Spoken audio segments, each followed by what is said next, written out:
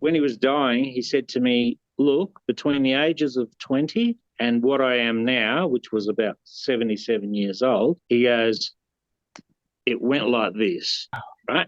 He goes, do not listen to anybody, just have a good time. I walked into one of the local tour shops. I've walked in and I've just said, oh my God, you're so beautiful, you know? Like, I retired here probably 12 years before I could have retired in Australia. I was sort of sick of the West.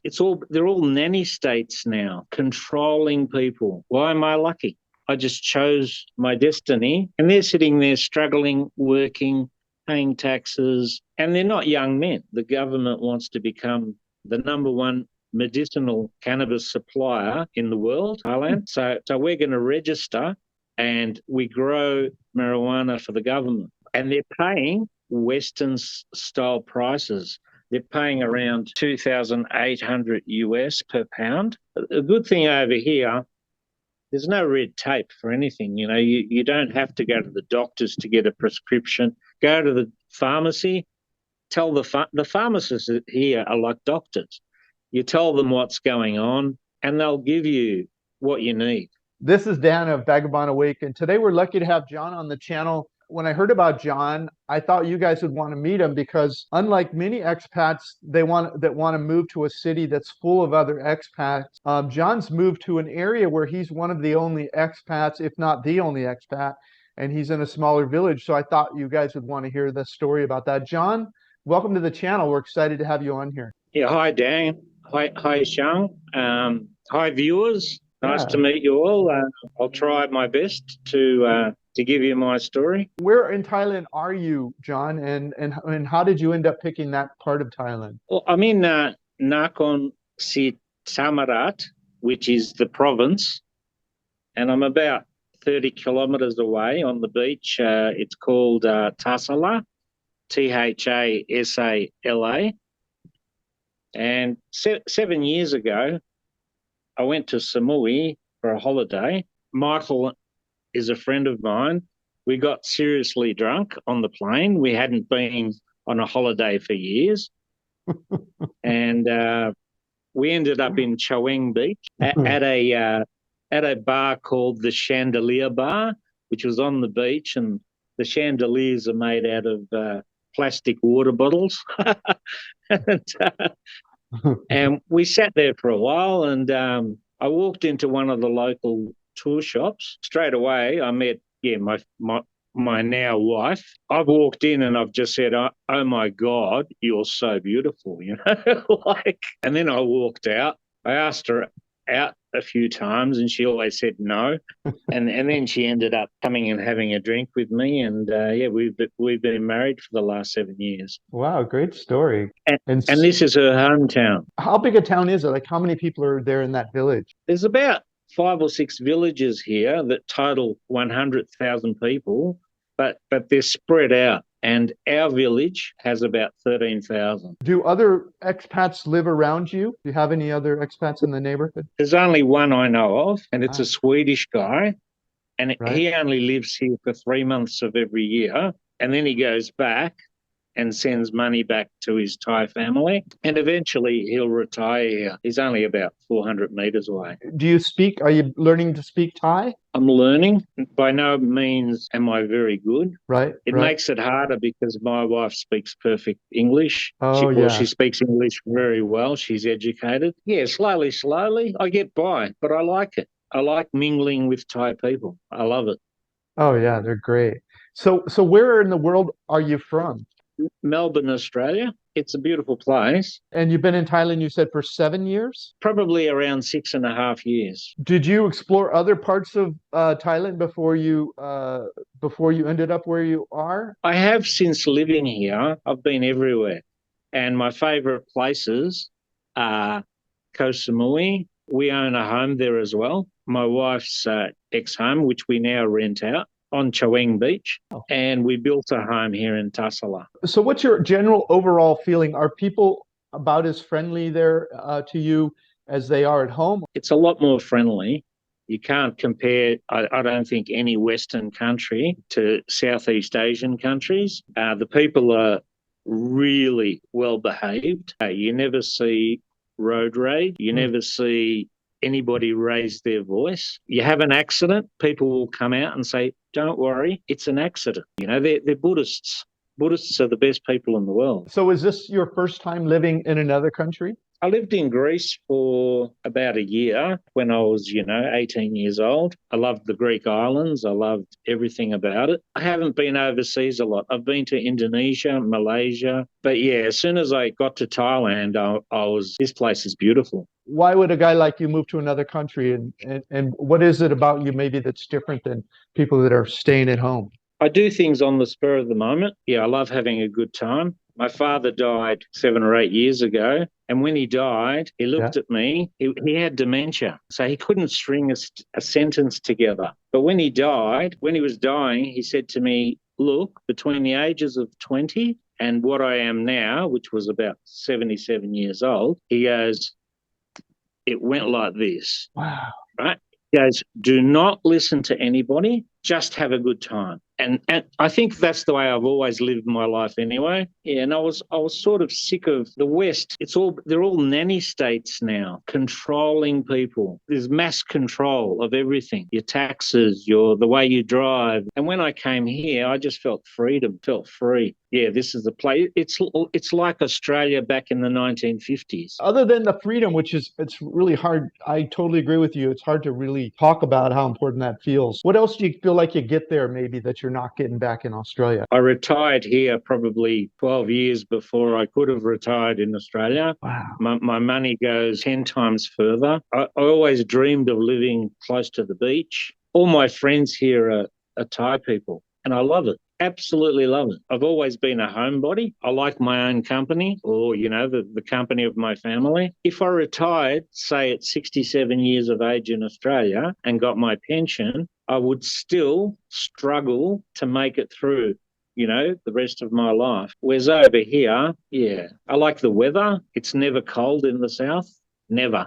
Rainy season is shorter than the rest of Thailand. I'm just letting that sink in that you were able to retire 13 years earlier than you would have in Australia. It's really hard to articulate how important that is in life when you're younger and healthier, and to be able to enjoy your life while you're young. That's so important. Exactly. Yeah. You just got to enjoy life. I've got friends in Australia that are, you're single male friends, for instance. Oh, you're so lucky. And I'm like, well, just come here. Why am I lucky? I just chose my destiny. And they're sitting there struggling, working, paying taxes, and they're not young men. They're men in their 60s. This is Dan of Vagabond Buddha. We have hundreds of reports of the best places to retire cheap in paradise. You can click any one of these countries and you'll see many reports in each country. And then we have all these planning reports that teaches you how to plan overseas retirement. I got an email from one of my subscribers that said, there's so many ebooks, I don't know which one to read first. So I put together a course for you here, the Retire Overseas course. Come on over and play this syllabus for the course. You'll learn what the course is about. Get our free ebook here. And so you're on our email list, How I Fired My Boss and Traveled the World for 14 plus years. Just come over here, put it in your email. I'll give you a warning when we're going to raise our prices. You mentioned a home in Koh Samui. There in the village, do you own your home or do you rent? We built the home and we own it, and we don't owe any money to banks or anything. It only cost us about, I'm talking US dollars because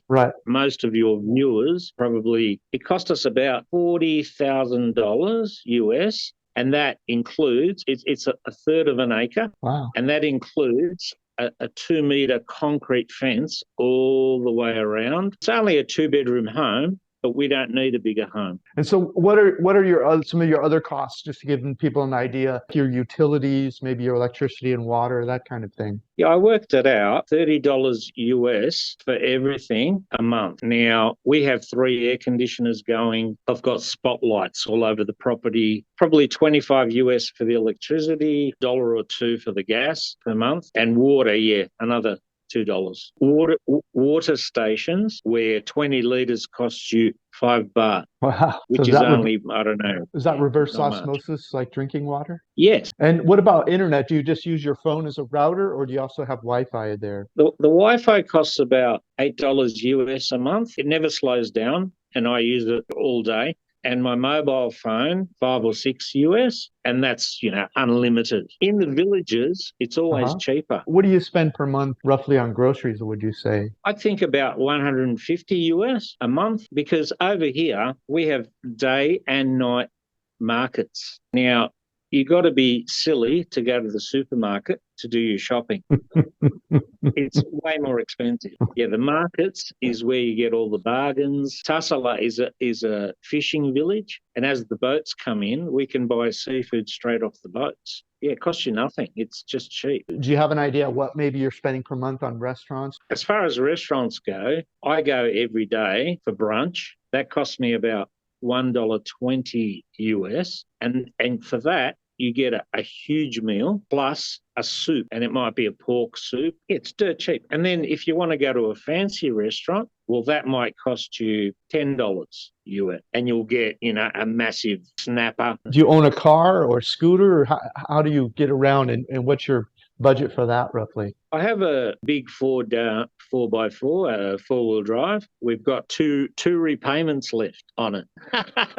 And got a Honda scooter. We don't have to drive truck much. Together, I'd say less than $100 a month, but that includes insurance, $100, 120 maybe. So what are some of the things you do for fun there? We've got so much freedom here. We can go to the beach, light a barbecue on the sand. The police know, they don't care. We go fishing. There's one local pub, 10 minutes away. I like to go there once every couple of months and play pool, have a few beers, and that's where you'll meet a few tourists coming through. I like beating them because I'm a good pool player.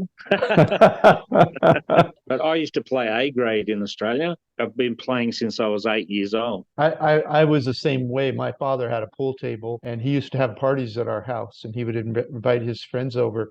And by the time I was about 9 or 10 years old, because I didn't work, I was a kid, I played that thing all the time, and his friends would come over, and it wasn't betting, but I'd beat all of them, and they were very frustrated because they had, it was a lot of fun. So do you feel safe living there? Really safe. Nobody in our village locks their doors, or we go out, we don't bother locking anything. There's never robberies. There's never any trouble. Everyone looks out for everyone. It's really safe. I've never been hassled one time. Yeah. In Australia, it's a regular occurrence because nowadays, everyone's on meth and different drugs. And talking about drugs, our house in Koh Samui is going to go up in price. If you invest in Koh Samui now, 3 or 4 years, you'll double or triple your money because they're calling it the new Amsterdam. Cannabis restaurants opening everywhere. As long as you're not smoking it on the streets, it's legal. And now the government wants to become the #1 medicinal cannabis supplier in the world, Thailand. So we're going to register, and we grow marijuana for the government. And they're paying Western style prices. They're paying around $2,800 per pound. Wow. They give you the trees. They supply the trees. And this is, they pay you just that alone, 6 trees at that sort of price, right? Those sort of prices is enough to sustain you. And this is for all Thai people. Everyone can do it. But all you have to do is register. So if you're on the annual plan, that sounds like deposit plan, that means you don't have to have insurance, right? But do you have insurance? Have you decided to get it anyway, or? No, I just wing it. So you pay as you go, as you need service. I pay as I go. A good thing over here, there's no red tape for anything. You don't have to go to the doctors to get a prescription. You can just go to the pharmacy, tell the pharmacists here are like doctors. You tell them what's going on, and they'll give you what you need. If you could do this all over again, would you do anything differently? I've made money and lost money a few times in my life, and I made it again since coming here. I would have come here a lot earlier. I probably would have come here in my 20s. Don't ooh and ah and talk about it like some of my friends do. Just make a decision and do it. But don't come here with no money. Sure. Yeah, I mean, even 100,000 US is a lot of money here. It's really easy to meet a beautiful Thai lady or a Thai man if you're a woman. It's easier than what people think, and don't be scared. Just do it. Just make the decision. But I guess it's also better to come here for a month for a holiday and check it out for yourself. Exactly. Great Don't advice. just come here like if you've never been here before. Absolutely. Absolutely. Yeah, I call that an exploratory visit. You have to go put your feet on the ground and spend some time before you make a decision about changing your life in that way. Well, John, it's been really fun chatting. Maybe for a final question, are you happy? Yeah, I'm very happy, Dan. I'm very happy I made this decision. I don't want to work for the rest of my life. Next time you're in, 𝗏𝗏 province, Yeah. you come over here, we'll have a barbecue. You can meet my wife and my young daughter. Nice. So we would love to meet you in person, John. That would be great. We'll keep that in mind when we're in Thailand. If we get into your neck of the woods, we'll stop by and see you in person. That would be fun. Yeah, thank you, Dan, and thanks, viewers. Stay cool. All right. Take care, John. Hey, if you liked our video, please like, comment, or subscribe. Any of that would help our business. Thanks so much. Thank you so much. Click the link in the notes below this video to get a copy of this content. Plus, grab a free copy of my ebook, How I Fired My Boss and Traveled the World for 13 Years. While you're there, check out our catalog of retired cheap reports all over the world and our hobby income course that we just released. Thanks so much.